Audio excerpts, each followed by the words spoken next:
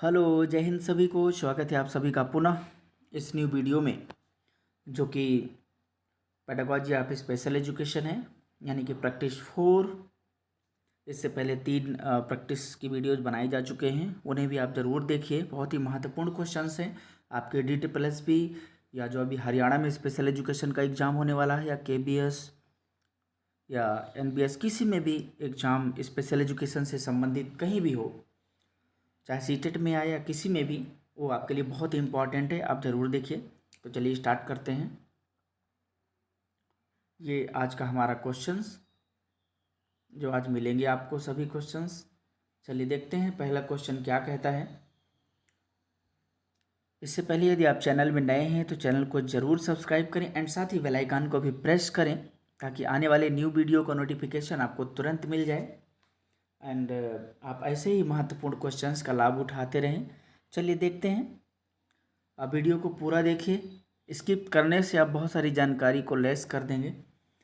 चलिए देखते हैं क्वेश्चन नंबर 61 क्या कहता है कि निम्नलिखित में से कौन सा विकारों के समूह को संदर्भित करता है जो मांसपेशियों की गति और समन्वय को प्रभावित करता है। यानी कि एक ऐसा इसमें प्रॉब्लम है, समस्या है या दिव्यांगता है, जो कि मतलब एक ग्रुप डिसऑर्डर या समूह विकार को संदर्भित करता है।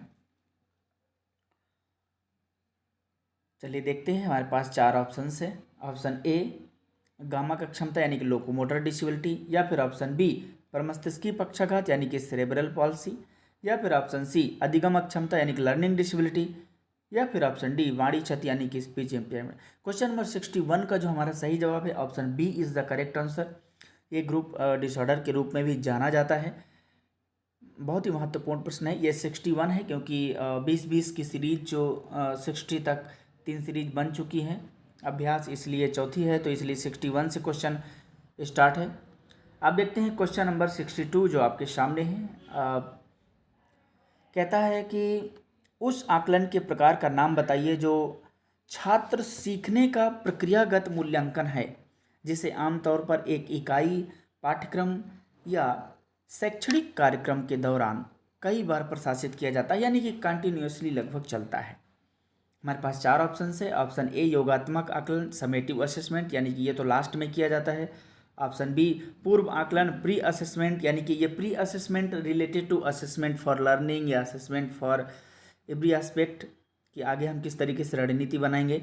या फिर ऑप्शन सी संरचनात्मक या निर्माणात्मक आकलन या फॉर्मेटिव असेसमेंट, या फिर ऑप्शन डी क्षेत्र आकलन यानी कि फील्ड असेसमेंट। तो क्वेश्चन नंबर 62 का जो हमारा सही जवाब है option C is the correct answer. Formative assessment क्या है? जो कंटिन्यूसली हम एग्जाम लेते हैं, कभी यूनिट टेस्ट, कभी छमाही, कभी कोई कुछ, ये सब हमारा आ जाता है फॉर्मेटिव असेसमेंट में। ये कंटिन्यूसली चलता है और ये सबसे बेस्ट असेसमेंट होता है। इसी को करना, कंटिन्यू करने से जो डेवलपमेंट है, जो एक गुणात्मक वृद्धि है, वो ज़रूर होती है।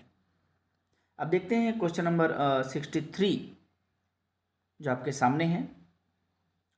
कहता है कि बौद्धिक निःशक्त बच्चों के लिए कौन सी आवश्यकता है कि वे अपने व्यवहार को संभालें, ऐसे बच्चों को कैसे पढ़ाएं, उनके साथ कैसे खेलें या बात करें और उनके विकास में उनकी मदद करें।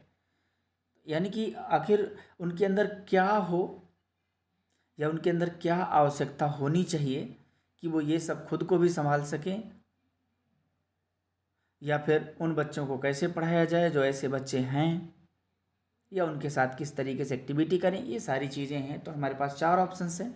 ऑप्शन ए स्वाभिमान की आवश्यकता, ऑप्शन बी वित्तीय आवश्यकता, ऑप्शन सी सामाजिक आवश्यकता, या फिर ऑप्शन डी जानकारी पूर्ण आवश्यकता। क्वेश्चन नंबर 63 का जो हमारा सही जवाब है option D is the correct answer, जानकारी पूर्ण आवश्यकता। देखिए इन्फॉर्मेटिव नीड ये बहुत इंपॉर्टेंट है कि अगर हर चीज़ की जानकारी होगी ना, तो वो खुद को भी व्यवहार में परिवर्तित कर लेंगे, खुद के साथ ही व्यवस्थित कर लेंगे, एडजस्टमेंट भी कर सकते हैं, या कोई भी किसी का कर सकता है। अगर जानकारी नहीं है उससे संबंधित तो भी कुछ भी संभव नहीं है। अब देखते हैं क्वेश्चन नंबर 64 जो आपके सामने है। कहता है कि भारत के शिक्षा का अधिकार अधिनियम द्वारा अनिवार्य मूल्यांकन की प्रक्रिया का नाम बताइए। ऑप्शन हमारे पास चार ऑप्शन है। ऑप्शन ए योगात्मक मूल्यांकन यानी कि समेटिव इवैल्यूएशन, या फिर ऑप्शन बी सतत एवं व्यापक मूल्यांकन यानी कि कंटिन्यूअस एंड कंप्रिहेंसिव इवैल्यूएशन, या फिर ऑप्शन सी संरचनात्मक या निर्माणात्मक मूल्यांकन यानी कि फॉर्मेटिव इवैल्यूएशन, या फिर ऑप्शन डी शैक्षिक मूल्यांकन यानी कि एजुकेशनल इवैल्यूएशन। तो क्वेश्चन नंबर 64 का जो हमारा सही जवाब है option B is the correct answer, यानी कि सतत एवं व्यापक मूल्यांकन, ये जो अनिवार्य मूल्यांकन की प्रक्रिया है ये बहुत ही महत्वपूर्ण है, कंटिन्यूसली और पूरे व्यापक विकास के लिए पूरी तरीके से जानी जाती है। अब हम देखते हैं क्वेश्चन नंबर 65, 65 प्रश्न जो आपके सामने हैं कि डॉट डॉट वाले छात्र भाषा अधिग्रहण में चिकित्सकीय रूप से महत्वपूर्ण देरी प्रदर्शित नहीं करते हैं, हालांकि भाषा और सामाजिक संचार कौशल के व्यवहारिक उपयोग में कमी हो सकती है। देखिए यहाँ पर भाषा, सामाजिक संचार कौशल और व्यवहारिकी तीनों चीज़ों को लिया गया है। देखते हैं, हमारे पास चार ऑप्शन है। ऑप्शन ए परवेसिव डेवलपमेंट डिसऑर्डर, ये जो टोटली आपको शो करता है जो सोशल इंटरेक्शन को, वो भी सीवियर सोशल इंटरेक्शन प्रॉब्लम को। ऑप्शन बी रेट्स डिसऑर्डर, जो कि फिजिकली भी प्रॉब्लम होती है या भौतिक रूप से या और भाषाई रूप से तो दिक्कतें होती हैं। इसके बाद सी अस्पर्जर सिंड्रोम, जिसमें ज़्यादातर भाषाई रूप से या सामाजिक संचार कौशल या व्यवहारिक रूप से इस तरीके की समस्याएं पाई जाती हैं। या फिर ऑप्शन डी डिस्ग्राफिया, जो आप जानते हैं कि ये इसका प्रकार नहीं बल्कि ये लर्निंग डिसेबिलिटी का प्रकार है, जो लेखन से संबंधित समस्या होती है। तो क्वेश्चन नंबर 65 के अनुसार जो हमारा सही जवाब होगा option C is the correct answer, Asperger's syndrome. अब देखते हैं क्वेश्चन नंबर 66, यानी कि 66 प्रश्न जो आपके सामने हैं। कहता है कि कार्स रेटिंग सिस्टम का क्या अर्थ है। हमारे पास चार ऑप्शन है, इसका फुल फॉर्म है। Option A childhood autism rating scale, option B clinical autism rating scale, option C childhood autism rating score, option D cognitive autism rating scale. Question number 66 का जो हमारा सही जवाब है option A is the correct answer, childhood autism rating scale. Question बहुत ही महत्वपूर्ण है, आपके किसी भी एग्जाम के लिए महत्वपूर्ण है। आप पूरा देखिए, इसकी बिल्कुल मत करिए, और अच्छा लग रहा हो तो वीडियो को लाइक जरूर करिए। चलिए देखते हैं क्वेश्चन नंबर 67, 67 प्रश्न जो आपके सामने है कि डॉट डॉट दूसरों द्वारा किए गए कथनों की अवांछित पुनरावृत्ति है, वो भी अवांछित है। ऑप्शन, हमारे पास चार ऑप्शन है। ऑप्शन ए शब्दानुकरण यानी कि इकुलेलिया, ऑप्शन बी दृढ़ता यानी कि प्रिजर्वेंस, ऑप्शन सी जोड़बंदी आर्टिकुलेशन, हालांकि ये उच्चारण या भी बोलते हैं इसको, ऑप्शन डी नियोलगिज्म। क्वेश्चन नंबर 67 का जो हमारा सही जवाब है option A is the correct answer, echolalia से संबंधित है ये। अब देखते हैं क्वेश्चन नंबर 68, किसी भी तरीके का कोई सवाल है तो आप कमेंट भी कर सकते हैं, एंड ईमेल भी दिया रहता है डिस्क्रिप्शन बॉक्स में, वहाँ से भी सवाल कर सकते हैं। अब देखते हैं क्वेश्चन नंबर 68 को कि निम्नलिखित में से पाठ्यचर्या और बाल मनोविज्ञान के बीच एक कड़ी है। देखते हैं, हमारे पास चार ऑप्शन है। ऑप्शन ए अदृश्य पाठ्यक्रम यानी कि हिडन करिकुलम, ऑप्शन बी गतिविधि आधारित पाठ्यक्रम यानी एक्टिविटी बेस्ड करिकुलम, या फिर ऑप्शन सी मुख्य पाठ्यक्रम यानी कि कोर करिकुलम, या फिर ऑप्शन डी शिक्षार्थी केंद्रित पाठ्यक्रम यानी कि लर्नर सेंटर्ड करिकुलम। तो क्वेश्चन नंबर 68 का जो हमारा सही जवाब है option D is the correct answer. ये मेन है कि शिक्षार्थी केंद्रित पाठ्यक्रम ही महत्वपूर्ण है, इसके बिना संभव नहीं है। अब देखते हैं क्वेश्चन नंबर 69, 69वां प्रश्न हमारे पास। देखिए NIMHR की स्थापना कब हुई थी। NIMHR होता क्या है, national institute of mental health rehabilitation. ये आपका सीहोर भोपाल मध्य प्रदेश में मिलेगा। देखते हैं कि इसकी स्थापना कब हुई थी। हमारे पास चार ऑप्शन है। ऑप्शन ए 1948 यानी कि 1948, ऑप्शन बी 2015 यानी कि 2015, ऑप्शन सी 2019 यानी कि 2019, या फिर ऑप्शन डी 2016 यानी कि 2016। या देखते हैं हम क्वेश्चन नंबर 69 का जो हमारा सही जवाब है option C is the correct answer, 2019 में इसकी स्थापना हुई थी, और 2016 में आपका RPWD एक्ट एंड आपका ISLRTC एंड जो आपका 1948 है, ये आपका मेंटल हेल्थ एक्ट या विश्व स्वास्थ्य संगठन की स्थापना हुई थी, जिसको कहते हैं ना, यानी कि मानसिक स्वास्थ्य अधिनियम।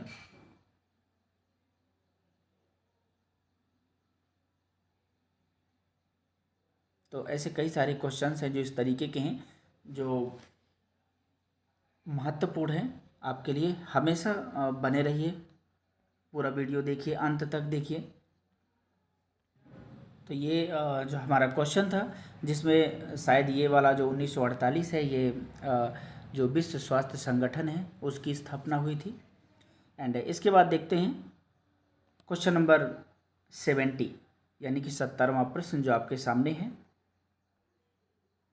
थोड़ा बड़ा है, इसको छोटा कर लेते हैं। 70 क्वेश्चंस को देखते हैं कि मानसिक रूप से विकलांग बच्चों को कई जटिल व्यवहार सिखाए जा सकते हैं यदि उन्हें छोटे और सरल चरणों में विभाजित किया जाता है, जहां प्रत्येक चरण को अलग अलग और क्रमिक रूप से तब पढ़ाया जाता है जब तक कि संपूर्ण व्यवहार नहीं सीख लिया जाता। इस विधि को क्या कहते हैं? हमारे पास 4 ऑप्शन हैं। ऑप्शन ए कार्य विश्लेषण यानी कि टास्क एनालिसिस, ऑप्शन बी आकार देना यानी कि शेपिंग, ऑप्शन सी यानी कि चैनिंग, या फिर option D prompting. Question number 70 का जो सही जवाब है option C is the correct answer, क्योंकि कंटिन्यूसली है और ये चैन पूरी बनी रहती है जब तक वो सीख नहीं लेता, इसलिए option C is the correct answer. अब देखते हैं क्वेश्चन नंबर 71, 71वां प्रश्न जो आपके सामने है कि ऑटिज्म से पीड़ित बच्चों में सबसे आम खाद्य संवेदनशीलता ग्लूटेन और डॉट डॉट के प्रति है। ग्लूटेन एक प्रोटीन है जो आपका पाया जाता है खाद्य सामग्रियों में।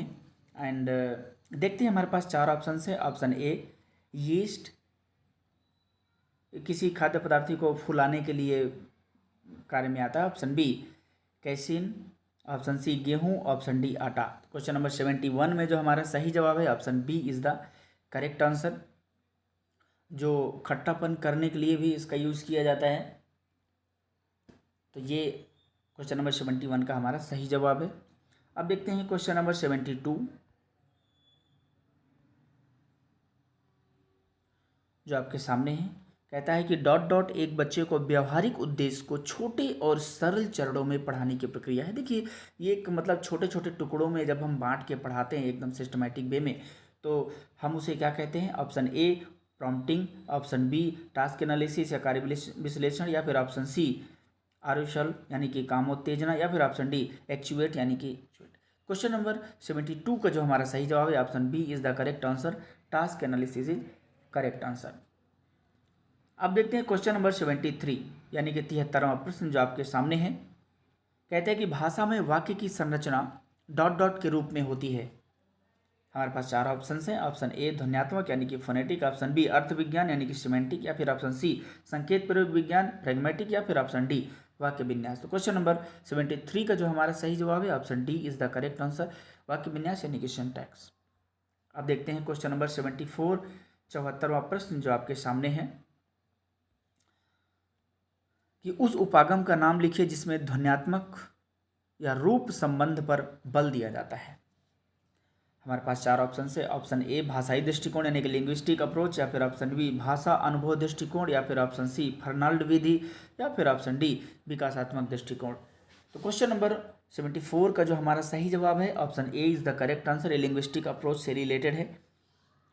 इसके बाद देखते हैं 75, क्वेश्चन नंबर 75 जो आपके सामने है। क्वेश्चन किसी भी तरीके से बन सकता है, और ये क्वेश्चंस जो आपके टीजीटी, पीआरटी या बहुत सारी स्पेशल एजुकेशन जो एग्जाम होते हैं वहाँ से भी लिए गए हैं, तो उनको ध्यान से देखिए। क्वेश्चन नंबर 75 क्या कहता है कि भारतीय पुनर्वास परिषद क्या है?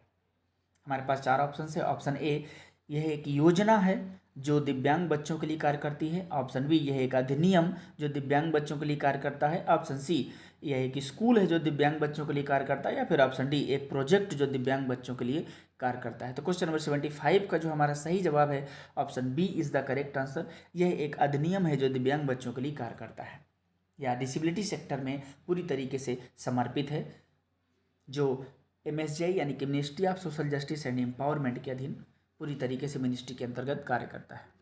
अब देखते हैं क्वेश्चन नंबर 76, 76वां प्रश्न जो आपके सामने है। कहता है कि उस प्रक्रिया का नाम बताइए जिसके माध्यम से कुछ हानि के साथ पैदा हुए व्यक्तियों को उनकी आवासीय क्षमताओं को उनके अधिकतम विकास के लिए उपयोग करने में मदद की जाती है। हमारे पास चार ऑप्शन है। ऑप्शन ए निर्देशन यानी कि गाइडेंस, ऑप्शन बी पुनर्वास यानी कि रिहेबिलिटेशन, ऑप्शन सी परामर्श यानी कि काउंसलिंग, या फिर ऑप्शन डी आवास यानी कि हैबिलिटेशन।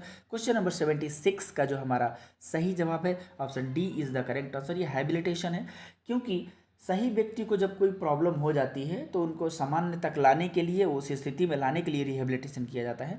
बट हैबिलिटेशन जो शुरू से ही दिक्कत है तो पहले किसी भी व्यक्ति का पहले हैबिलिटेशन ही होता है, रिहेबिलिटेशन तो बाद की बात है। यह बहुत सारे अलग अलग अर्थों में इसको अलग अलग सेक्टर में इसका यूज करते हैं, but that is the meaning. 76 का जो हमारा सही जवाब है option D is the correct answer. अब देखते हैं क्वेश्चन नंबर 77 का जो सही जवाब हमें मिलेगा। क्वेश्चंस देखते हैं पहले। उस उपकरण का नाम बताइए जो दस्तावेज लेने और ब्रेल में टेक्स्ट को प्रिंट करने के लिए कंप्यूटर से जुड़ी हुई होती है। हमारे पास चार ऑप्शन है। Option A Braille printer, option B note takers, option C smart display, option D screen reading. Question number 77 का जो हमारा सही जवाब है option A is the correct answer. Braille printer is related. Question number 78 देखते हैं। कहता है कि कौन सी श्रवण सहायता मुख्य रूप से प्रवाहकीय, श्रवण सहायता यानी कि जो हियरिंग एड होता है, श्रवण यंत्र होता है, सहायता मुख्य रूप से प्रवाहकीय हानि वाले रोगियों या पारंपरिक श्रवण यंत्र नहीं पहनने वाले रोगियों द्वारा उपयोग की जाती है। हमारे पास चार ऑप्शन है। ऑप्शन ए शारीरिक श्रवण यंत्र, option B bone vibrator aid, option C कान की अंदर वाला श्रवण यंत्र, या फिर ऑप्शन डी कर्णावत प्रत्यारोपण जिसे हम कॉक्लियर इम्प्लांट कहते हैं। तो क्वेश्चन नंबर 78 का जो हमारा सही जवाब है option B is the correct answer. Bone vibrator aid, जो बोन वाइब्रेटर होता है, जो वाइब्रेटर के थ्रू उसको पूरी तरीके से पता चलता है। जो बोन वाइब्रेटर जो मास्टोइड बोन पर लगाया जाता है जो कान के नीचे होता है, इसलिए option B is the correct answer. अब देखते हैं क्वेश्चन नंबर 79। देखते हैं कि कहते हैं VAK लर्निंग स्टाइल का आविष्कार किसने किया। हमारे पास चार ऑप्शन हैं। Option A Walter V Barbe, option B SR Pal, option C RA Joseph, option D Noam Chomsky. Question number 79 का जो हमारा सही जवाब है option A is the correct answer. Walter B Barbe यानी कि वाल्टर बुर्के बार्बे, जिन्होंने 1979 में VAK मतलब विजुअल ऑडिटरी काइनेस्थेटिक जो लर्निंग स्टाइल है उन्होंने दिया था, इसलिए option A is the correct answer. देखते हैं कि नेक्स्ट क्वेश्चंस। क्वेश्चन नंबर 80 प्रश्न। ये किस प्रकार की अधिगम क्षमता में लेखन के लिए अत्यधिक मात्रा में ऊर्जा, ताकत और समय की आवश्यकता होती है। हमारे पास चार ऑप्शन है। Option A dyscalculia, option B dyslexia, option C dyseidetic dyslexia, option D dysgraphia. Question number 80 यानी कि 80 का जो सही जवाब है option D is the correct answer. ये डिस्ग्राफिया से रिलेटेड है। बाकी डिसलेक्सिया के टाइप्स इन सब का अलग से भी वीडियो बनाया गया है, थ्योरेटिकल भी देखिए, आपको पूरी जानकारी मिलेगी। पुराने जो मैराथन क्लास हैं एंड MCQ सीरीज हैं उनको भी ज़रूर देखिए, सारे वीडियोस देखिए। अगर सारी वीडियोज आप देख लेते हैं तो आपके किसी भी तरीके के क्वेश्चंस जो स्पेशल एजुकेशन से रिलेटेड हैं आपके कवर हो जाएंगे। तो ये आज के 20 क्वेश्चंस आई होप आपको पसंद आए होंगे। कमेंट करके ज़रूर बताइए कैसा लगा। एंड यदि आपको लगता है कि ठीक ठाक है तो लाइक करिए, सब्सक्राइब करिए, बेल आइकन को भी प्रेस करिए एंड शेयर भी करिए दोस्तों तक। अकेले अकेले देखेंगे तो खुद ही पास होंगे, दोस्तों को भी साथ में ले जाइए। मिलते हैं नेक्स्ट वीडियो में, तब तक के लिए जय हिंद, वंदे मातरम।